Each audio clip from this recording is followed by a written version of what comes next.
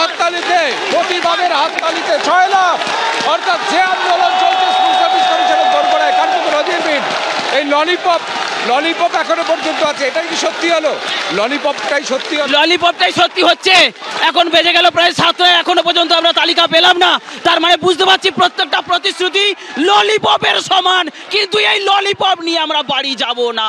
এই রাজপথে আমরা থাকবো যতক্ষণ না এর লিস্ট পাচ্ছি। যতক্ষণ না লিস্ট পাচ্ছি ততক্ষণ এই রাজপথেই আমরা থাকবো।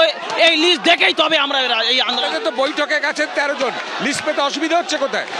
এখনো পর্যন্ত পাচ্ছি না কেন সঠিক লিস্টটা? এই লিস্টটা আমাদের এখনই চাই, ওএমআরটা পাবলিশ হওয়া চাই।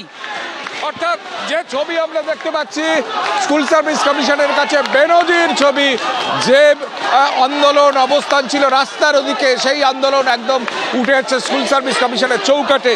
আমরা দেখছি যারা শিক্ষক তারা রাস্তায় মাটিতে বসে পড়েছেন, যারা শিক্ষক তারা পুলিশের সঙ্গে ধস্তাধস্তি করছেন, যারা শিক্ষক তারা হাততালি দিয়ে তারা প্রতিবাদ করছেন, যারা শিক্ষক তাদের একটা অংশ 13 জন প্রতিনিধি আজকে ভেতরে গেছেন। ভেতরে যাওয়ার পরেও তারপর দেখতে পাচ্ছি আমরা তারা কিন্তু সেই তাদের মনোপুত হয়নি, সুতরাং হয়ে গেছে। সুতরাং আমরা দেখতে পাচ্ছি সেই ছবি যেখানে শিক্ষকরা ক্ষুব্ধ হয়ে আজকে রাস্তায় নেমেছেন। আমরা সারি সারি সেই ছবি দেখতে পাচ্ছি।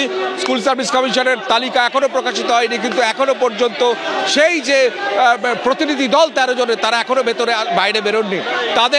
তারা ওখানে প্রতিবাদ করছেন, সেই বার্তা বাইরে এসে পৌঁছেছে।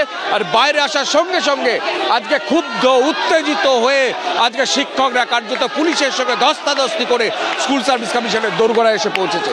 আমরা একদম কার্যত ভিড়ে ঠাসা মাটিতে বসে পড়েছেন তারা। শিক্ষকদের এই অবস্থা ছবি কার্যত নজিরবিহীন ছবি। যারা স্কুলে পড়ান, যারা ক্লাস নেন, যারা ছাত্রদের শাসন করেন, তারা আজকে কার্যত পুলিশের বিরুদ্ধে লড়াই করছেন, তারা আজকে কর্তৃপক্ষের বিরুদ্ধে লড়াই করছেন। আমরা সেই ছবি দেখতে পাচ্ছি, আমরা দেখতে পাচ্ছি সেই ছবি আমরা দেখতে পাচ্ছি যেখানে তারা একসঙ্গে তারা আন্দোলন করছেন। আমরা দেখতে পাচ্ছি সেই ছবি, একসঙ্গে তারা আন্দোলন করছেন এবং সেই ছবি। আপনাদের বক্তব্য কি করবেন এরপর? আমরা আজকে যোগ্য সামাল দেবে কমিশন, সেইটা বড় ব্যাপার। এখন সামাল দেওয়ার আদৌ কোনো সদিচ্ছা কমিশনের আছে কিনা আজকের দিনে বড় হয়ে দাঁড়াচ্ছে। কি বলছেন চাকরিহারা, শুনবো। এখান থেকে যাবো না, আমরা উঠবো না, আমাদের লিস্ট চাই। কমিশন ডিভাইডেড রুল খেলছে, divided rule. Commission divided rule খেলছে।